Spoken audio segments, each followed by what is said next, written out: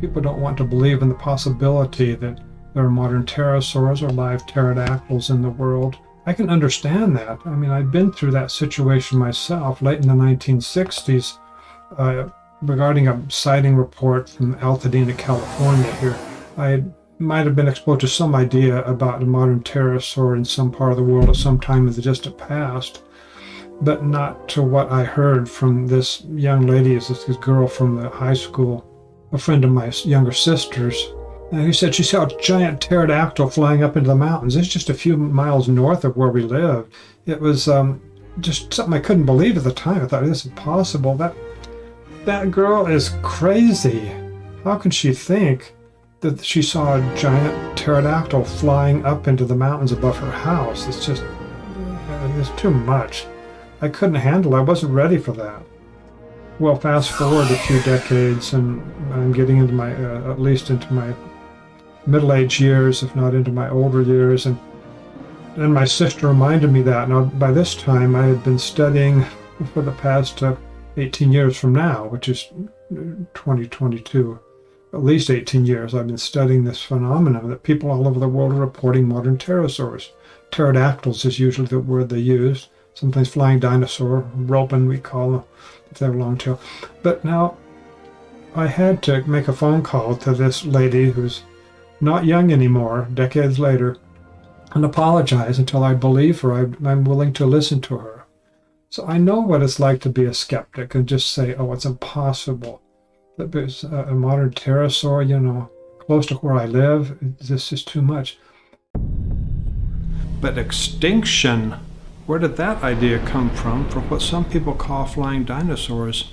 In 1784, an Italian naturalist described a pterosaur fossil. That is when this type of animal was first assumed to be extinct, before Charles Darwin was born. In fact, Benjamin Franklin was still living in 1784. More pterosaur fossils were discovered in the 1800s, and by 1891, many English-speaking Westerners knew of the word pterodactyl.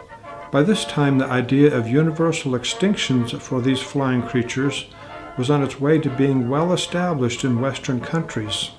Now look at part of the headline for a newspaper article in the Los Angeles Herald for August 5, 1891.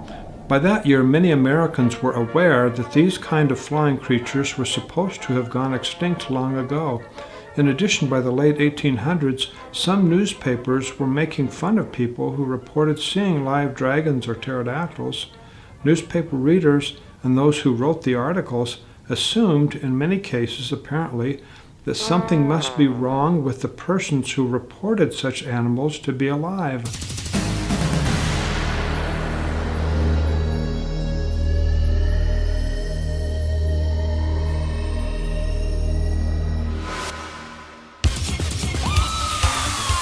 Take that in context.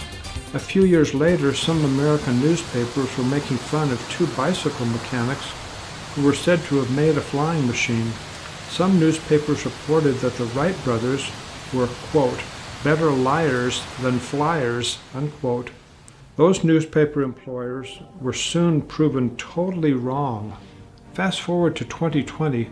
By the end of August 2020, the vast majority of scientists, biologists, and professors had not publicly announced any belief in modern pterosaurs or any support for investigating eyewitness reports, if the lack of relevant news headlines are any indication.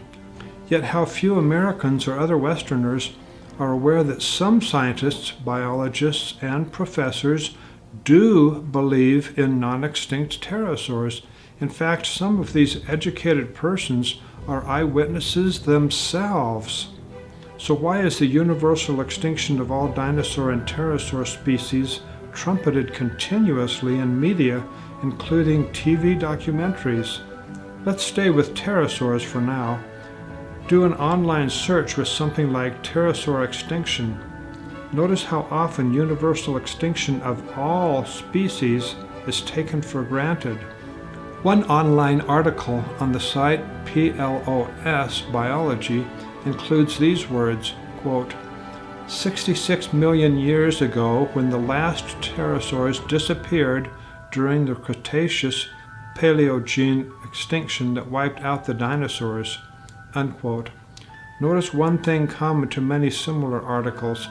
They do not explain why all species became extinct 66 million years ago. In fact, that idea of universal extinction, all species of pterosaurs, that is only an assumption, nothing remotely similar to a proven concept. Real science naturally changes over many years, with old ideas becoming either discarded or refined. Notice the idea of universal extinction of pterosaurs in August of 2020. It is identical to the idea that was beginning to become established in 1784. In other words, it is not scientific. Why is that idea unscientific?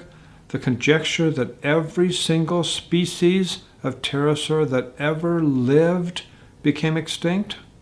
Apparently no paleontologist or group of scientists ever investigated that idea objectively, finding evidence for it, but no eyewitnesses who contradicted it. I'm Jonathan Whitcomb. My wife and I invite you to watch dozens of other videos on this channel and share them with friends. Also, please support our work by sharing these videos on social media and in blog posts. Remember to subscribe too.